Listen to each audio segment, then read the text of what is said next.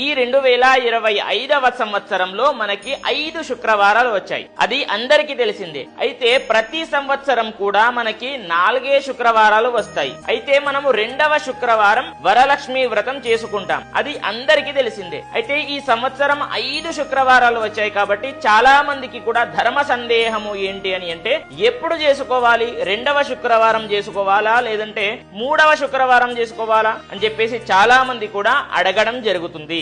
ఎప్పుడైనా సరే గుర్తుపెట్టుకోండి, 2వ శుక్రవారం 3వ శుక్రవారం కాదు, పౌర్ణమికి ముందు వచ్చేటటువంటి శుక్రవారం ఏది అనేది చూసుకోవాలి. ఎందుకు అని అంటే మనకి సంపూర్ణంగా ఫలితం లభించాలి అని అంటే పూర్ణ చంద్రుడు ఉండాలి. గుర్తుపెట్టుకోండి, పూర్ణ చంద్రుడు ఉంటే సంపూర్ణంగా ఫలితాలు లభిస్తాయి. కాబట్టి ఎప్పుడైనా ఏ శుభకార్యమైనా సరే పౌర్ణమికి ముందు కానీ వెనక్ కానీ చేసుకున్నట్లయితే విశేషంగా సంపూర్ణంగా ఫలితాలు మనము పొందుతాం. అయితే ఎప్పుడు చేసుకోవాలి అని అంటే వచ్చేటటువంటి 8 ఆగస్టు 2025 శుక్రవారము నాడు వరలక్ష్మి వ్రతం వచ్చింది కాబట్టి అదే రోజున చేసుకోండి.